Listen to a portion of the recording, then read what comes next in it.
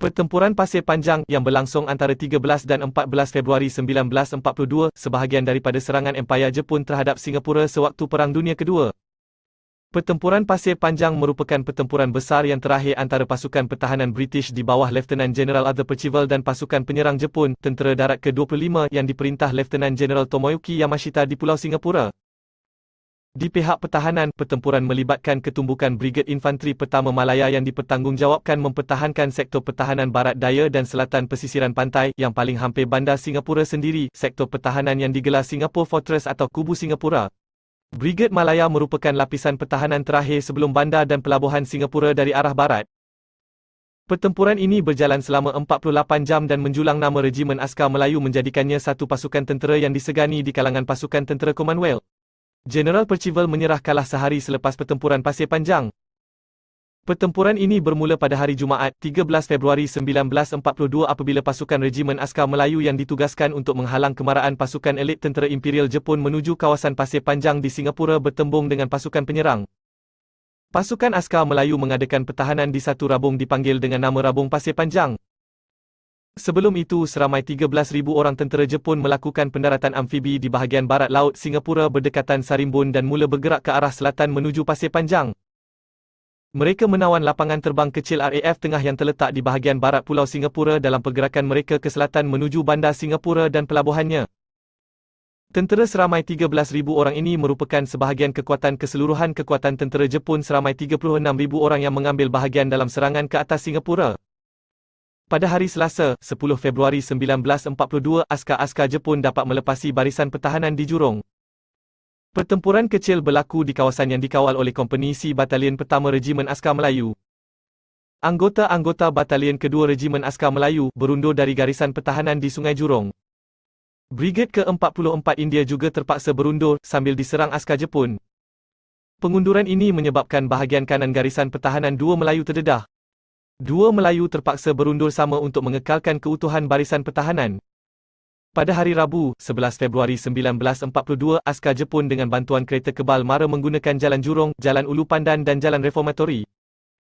Periuk api, kawat berduri dan halangan lain digunakan untuk cuba menyekat kemarahan askar Jepun.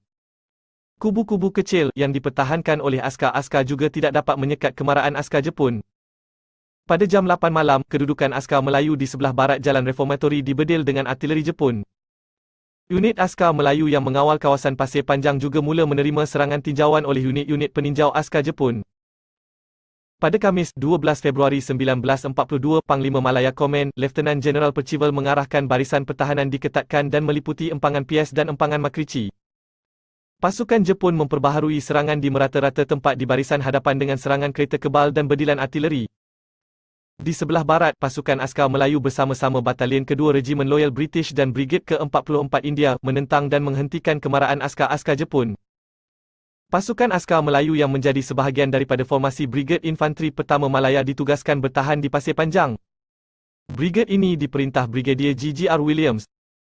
Brigade Pertama Malaya, bersama-sama Brigade ke-44 India dan Brigade Infanteri Kedua Malaya, menjadi sebahagian ketumbukan Singapore Fortress yang menjadi lapisan pertahanan terakhir Singapura. Brigade Malaya terdiri daripada Batalion Kedua Regimen Loyal di bawah pimpinan Lieutenant Colonel Mordown Ellington serta Batalion Pertama Regimen Askar Melayu di bawah pimpinan Lieutenant Colonel J.R.G. Andre yang terdiri daripada kurang 3 seksyen Platun Mortar, Platun Penangkis Kapal Terbang dengan Platun Pengangkut Brain Gun di bawah perintah Kapten R.R.C. Charter bertindak sebagai pasukan simpanan. Batalion ketiga Brigade ini terdiri daripada Batalion Kedua Regimen Askar Melayu di bawah perintah Lieutenant Colonel F.W. Young. Batalion kedua ini baru ditubuhkan dan tidak mempunyai platun-platun bantuan seperti Platun Mortar, Penangkis Kapal Terbang dan Pengangkut Brain Gun. Mereka ditugaskan mempertahankan jalan masuk ke pematang Pasir Panjang yang dikenali sebagai The Gate. Brigade India ke-44 ditempatkan di rusuk kanan mereka. Pertahanan Pasir Panjang kebanyakannya dilakukan Batalion Pertama Askar Melayu oleh sebab Batalion Kedua Regimen itu, Dua Melayu, yang terlibat dengan pertempuran awal di Jurong, ditempatkan di bahagian timur sektor pertahanan yakni di Kranji dan kemudiannya di Mount Faber. Pertempuran besar pertama antara Regimen Askar Melayu dengan tentera Jepun berlaku pada lebih kurang jam 2 petang 13 Februari 1942, hari Jumaat. Division ke-18 Tentera Darat ke-25 Jepun menyerang pinggir pantai barat daya sepanjang permatang Pasir Panjang dan di kedua-dua belah jalan air rajah. Pasukan Jepun didahului oleh Regimen Infanteri ke-56 di bawah perintah Kolonel Yoshionasu.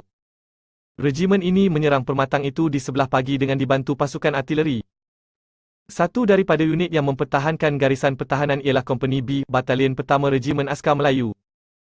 Kompeni B terpaksa berundur ke pasir panjang ekoran tembakan hebat daripada tentera Jepun yang disokong oleh tembakan artileri serta kereta kebal.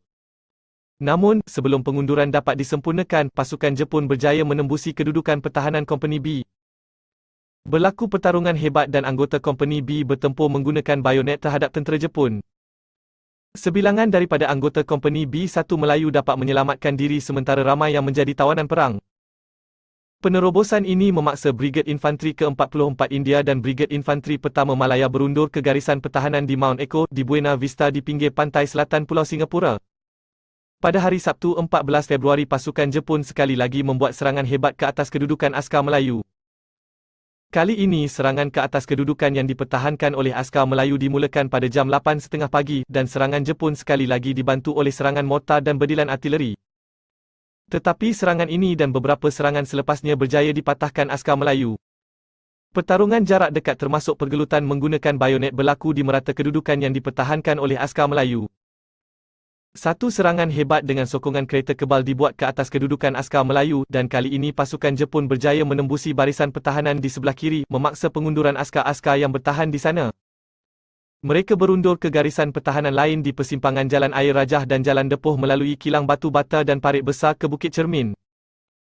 Disebabkan pasukan-pasukan di sebelah kiri dan kanan kedudukan mereka tidak dapat bertahan, Brigade Infanteri Pertama Malaya terpaksa bersama-sama berundur menduduki kedudukan pertahanan baru di Bukit Candu bagi mengekalkan keutuhan barisan pertahanan. Pihak Jepun menyerang kedudukan Brigade Pertama Malaya sepanjang hari pada 14 Februari. Kedudukan mereka bertambah rumit kerana Major General Gordon Bennett, Panglima Division ke-8 Australia, hanya membenarkan pasukan artilerinya menembak lokasi musuh yang mengancam lokasi tentera Australia. Justeru Brigade Malaya tidak mendapat bantuan artileri Australia yang ditempatkan bersebelahan mereka. Pada pagi 14 Februari Division ke-18 Jepun, dengan didahului berdilan hebat mortar dan artileri selama 2 jam, melancarkan serangan, sekali lagi, ke atas barisan pertahanan Brigade Pertama Malaya. Brigade Malaya berjaya menangkis serangan ini dan beberapa serangan lain dalam pertempuran depan-depan. Kedua-dua pihak mengalami korban perang dan menanggung kerugian besar. Pada jam 4 petang, dengan dibantu kereta kebal, pihak Jepun berjaya menembusi rusuk kiri barisan pertahanan. Para tentera yang bertahan di rusuk ini terpaksa berundur ke garisan pertahanan baharu yang bermula dari persimpangan Jalan Air Rajah dan Jalan Depot merentasi kilang batu bata dan sepanjang Saloh hingga ke Bukit Cermin.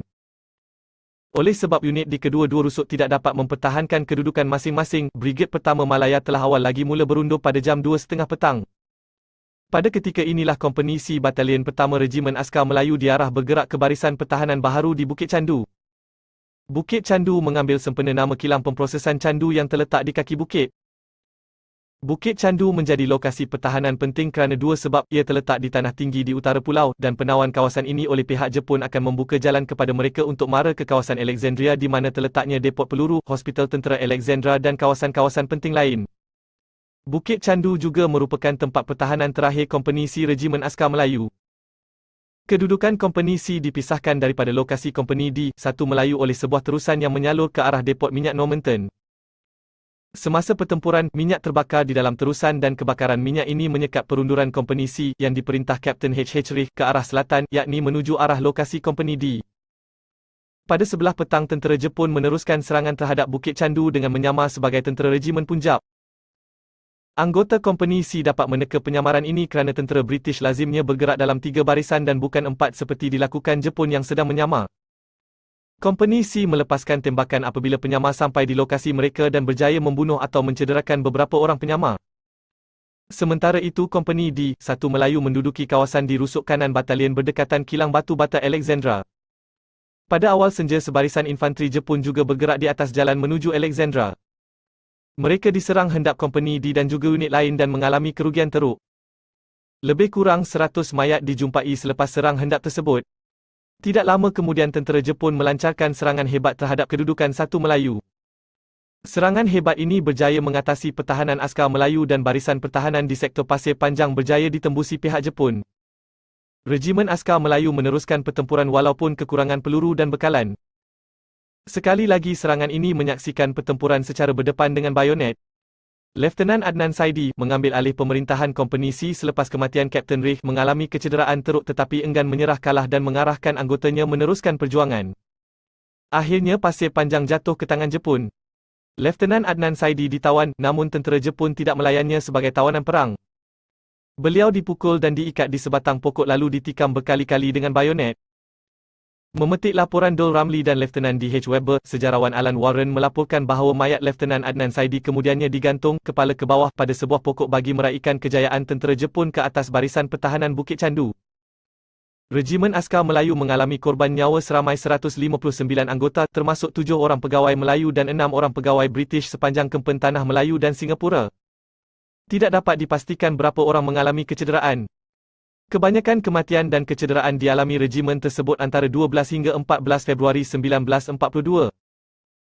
Lebih kurang 600 anggota regimen yang terselamat dikumpulkan di kawasan Kelab Golf Capel di mana mereka dipisahkan daripada pegawai British mereka dan menjadi tawanan perang bersama-sama anggota tentera India British. Tidak dapat dipastikan berapa orang tentera Jepun yang terkorban atau tercedera dalam pertempuran ini. Pertempuran Pasir Panjang tidak berapa signifikan dari segi strategi ketenteraan. Semenjak pendaratan tentera darat ke-25 Jepun pada 8 Februari, unit-unit di bawah pemerintahan Markas Kubu Singapura yang ditempatkan di sana hanya ditugaskan untuk mempertahankan jalan masuk ke rabung tersebut. Laluan ini penting oleh sebab ia membuka jalan ke kawasan-kawasan penting seperti depot peluru dan hospital tentera, dan juga ke Pekan Singapura. Penempatan Brigade Malaya ini merupakan sebahagian daripada rancangan pihak Malaya Command untuk memperketatkan lagi pertahanan Pekan Singapura. Akan tetapi sebaliknya mereka berdepan dengan pasukan tempur utama Jepun. Tambah pula, pada malam 14 Februari keadaan sudah menjadi amat genting bagi pihak yang bertahan. Dari segi pertahanan, mereka tidak mempunyai kekuatan udara bagi menangkis serangan pengebom Jepun, tentera laut sudah tiada dengan kehilangan pangkalan tentera laut di utara pulau, dan semangat sebilangan tentera Australia, India dan British sudah menjunam. Memetik laporan George Ward, seorang pegawai Batalion Pertama Askar Melayu, dan Lieutenant Colonel Errington, pegawai memerintah Batalion Kedua Regimen Loyal yang sama-sama mempertahankan Pasir Panjang, penulis Peter Elphick memperikan bagaimana segelintir tentera Commonwealth meninggalkan tugas apabila berdepan dengan musuh. Tentera darat di bawah pemerintahan Percival tidak berdaya melakukan serangan balas. Penduduk awam pula diancam kematian dan kecederaan akibat pertempuran dan pengeboman. Tambah pula kehilangan empangan besar menjejaskan bekalan air dengan teruk. Pada malam 14 dan 15 Februari Percival dan panglima-panglimanya membuat perhitungan sama ada mahu terus melawan atau menyerah diri. Namun, anggota Askar Melayu tidak menyedari semua itu dan terus berjuang. Lieutenant Adnan bin Saidi diperikan oleh ramai orang Malaysia dan Singapura sebagai wira kerana tindakan beliau di Bukit Candu. Beliau mengarahkan anggotanya berjuang terus dan tidak menyerah kalah. Ketaatan Askar Melayu ini bukan sahaja diakui pegawai British mereka, tetapi juga panglima tertinggi mereka di Singapura. Regimen Askar Melayu menunjukkan apa yang boleh tercapai dengan esprit de corps, semangat setia kawan, dan disiplin. Mereka tidak berganjak dari pos mereka dan ramai yang terkorban. Askar muda dan yang belum diuji ini menunjukkan kebolehan mereka setanding tentera yang terbaik di Malaya, khususnya ketegaran mereka semasa mempertahankan rabung Pasir Panjang semasa kemuncak pertempuran Singapura. Mereka menjadi contoh kesetiaan dan ketabahan yang akan menjadi tradisi ulung regimen mereka dan menjadi inspirasi kepada generasi-generasi selepas mereka. Lieutenant General Arthur Percival, Panglima Malaya Command.